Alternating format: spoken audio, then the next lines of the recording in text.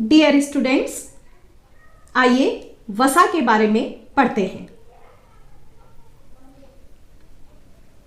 वसा, जिसे हम फैट कहते हैं, वसा को लिपिड्स भी कहा जाता है।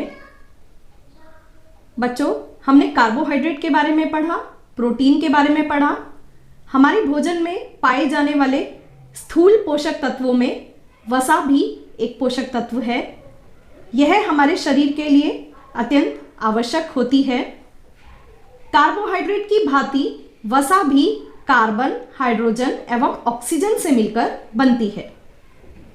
वसा के अंतर्गत तेल, घी एवं अन्य चिकनाई युक्त खाद्य पदार्थ सम्मिलित किए जाते हैं। वसा जल में अघुलनशील होती है। वसा का निर्माण वसीय अम्ल, जिन्हें हम फैटी एसिड्स कहते हैं, उनके द्वारा होता है तथा ग्लिसरॉल के द्वारा होता है। जिस प्रकार प्रोटीन एमिनो एसिड से मिलकर बना होता है, उस प्रकार वसा में फैटी एसिड्स होते हैं। वसा प्रायः दो प्रकार की होती है। संतृप्त वसा, जिसे हम सैचुरेटेड फैट कहते हैं, तथा असंतृप्त वसा, जिसे हम अनसैचुरेटेड फैट कहते हैं। प्रायः हमारे शरीर के लिए अनसैचुरेटेड फैट अधिक अच्छा माना जाता है। जब हम वसा के बारे में पढ़ते हैं तो हमें वसा एवं तेल में अंतर ज्ञात होना चाहिए। वसा सामान्य ताप पर ठोस होती है तथा इसमें संतृप्त वसीय अम्ल अधिक मात्रा में पाए जाते हैं। उदाहरण के लिए मक्खन, वनस्पति घी, नारियल का तेल आदि, ये सभी सामान्य ताप पर ठोस होते हैं। तेल सामान्य ताप पर तरल होता है तथा इसमें असंतृप्त वसीय अम्ल अर्थात अनसैचुरेटेड फैटी एसिड्स अधिक मात्रा में पाए जाते हैं, जैसे ऑलिव ऑयल, मस्टर्ड ऑयल आदि। भोजन में वसा के स्रोत। भोजन में वसा दो रूप में प्राप्त होती है, दृश्य वसा और अदृश्य वसा। दृश्य वसा मतलब जो वसा हमें दिखाई देती है। ये वसा का मुख्य स्रोत है, क्योंकि घी, तेल, वनस्पति घी, मक्खन, मूंगफली का तेल, सोयाबीन का तेल आदि ये सभी दृश्य वसा होते हैं और इनमें 100% वसा पाई जाती है। इसीलिए ये वसा के प्रमुख स्रोत होते हैं।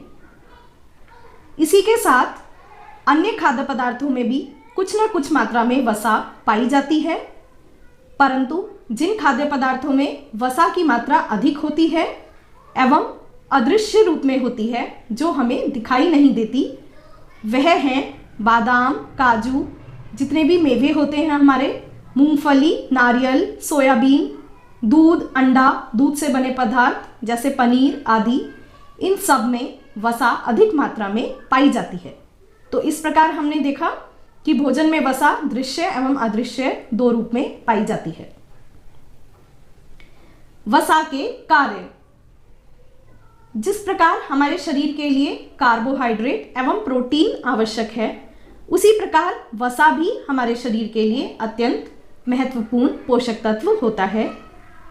वसा हमारे शरीर के अंगों की रक्षा करता है। वसा शरीर में कोमल अंग जैसे हृदय आदि को चारों तरफ से घेर कर उसकी चोट एवं आघात से रक्षा करता है।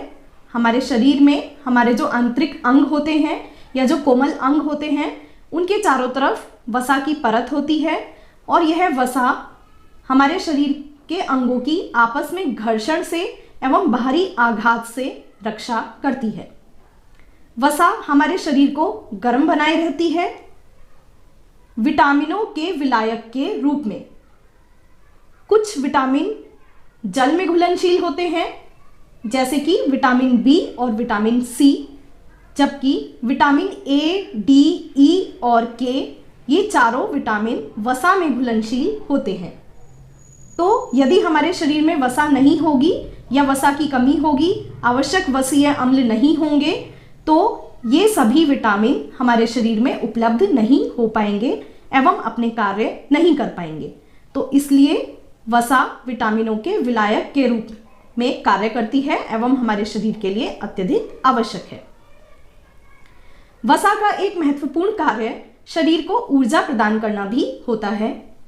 यह ऊर्जा का अति सांद्र स्रोत होती है। 1 ग्राम वसा से हमें 9 कैलोरी ऊर्जा प्राप्त होती है। बच्चों, हमने पहले पढ़ा 1 ग्राम कार्बोहाइड्रेट से एवं 1 ग्राम प्रोटीन से हमें 4 कैलोरी ऊर्जा मिलती है, जबकि आपने देखा 1 ग्राम वसा से हमें 9 किलो कैलोरी ऊर्जा प्राप्त होती है। इसीलिए वसा को ऊर्जा का सांद्र स्रोत कहा जाता है। वसा की थोड़ी सी मात्रा भी हमें अधिक ऊर्जा प्रदान करती है। अतिरिक्त वसा हमारे शरीर में एडिपोज टिश्यू में एकत्रित हो जाती है। वसा का मुख्य कार्य भूख से संतुष्टि प्रदान करना भी होता है। जब हम वसा युक्त या घी, तेल, चिकनाई वाले खाद्य पदार्थ खाते हैं तो उनके पाचन में अधिक समय लगता है, जिस कारण हमें जल्दी भूख नहीं लगती।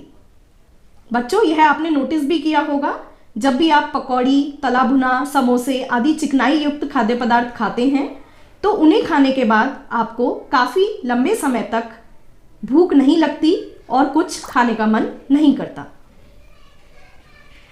कोलेस्ट्रॉल। कोलेस्ट्रॉल के बारे में हम सभी ने सुना है। कोलेस्ट्रॉल खाद्य पदार्थों में पाया जाने वाला वसा का ही एक रूप होता है। कोलेस्ट्रॉल हमारे शरीर के लिए अत्यधिक आवश्यक है, क्योंकि यह हमारी कोशिकाओं की हेल्थ के लिए, विटामिन डी के लिए एवं शरीर में बनने वाले कुछ हार्मोन्स के लिए आवश्यक तत्व होता है। जितने भी प्राणी, जितने भी जीव जंतु हैं, उनके शरीर में कोलेस्ट्रॉल का निर्माण होता है। उसके अलावा खाद्य पदार्थों से भी हमें कोलेस्ट्रॉल प्राप्त होता है। कोलेस्ट्रॉल की थोड़ी मात्रा हमारे शरीर के लिए आवश्यक है एवं फायदेमंद है, परंतु यदि हम अधिक कोलेस्ट्रॉल युक्त भोज्य पदार्थों को ग्रहण करते हैं तो यह कोलेस्ट्रॉल हमारे रक्त धमनियों में जम जाता है और उन्हें ब्लॉक करने का कार्य करता है, जिस कारण हार्ट अटैक का भी खतरा पैदा हो जाता है। बच्चों, एक बात यहाँ ध्यान देने योग्य है कि कोलेस्ट्रॉल हमें केवल पशुओं से प्राप्त खाद्य पदार्थ जैसे दूध, अंडा, कलेजी, क्रीम, मक्खन आदि में ही मिलता है। किसी भी वनस्पति जगत से प्राप्त होने वाले खाद्य पदार्थ जैसे सरसों का तेल, मूंगफली का तेल, अनाज, गिरीदार फल आदि में कोलेस्ट्रॉल नहीं पाया जाता है। तो वनस्पति जगत से प्राप्त जो वसा होती है उसमें हमें कोलेस्ट्रॉल नहीं मिलेगा। तो कोलेस्ट्रॉल फ्री फूड अगर हमें लेना है तो हम वनस्पति जगत से प्राप्त खाद्य पदार्थों को अपने भोजन में सम्मिलित कर सकते हैं। धन्यवाद। आशा करती हूँ वसा का महत्व एवं वसा आपको समझ आ गई होगी।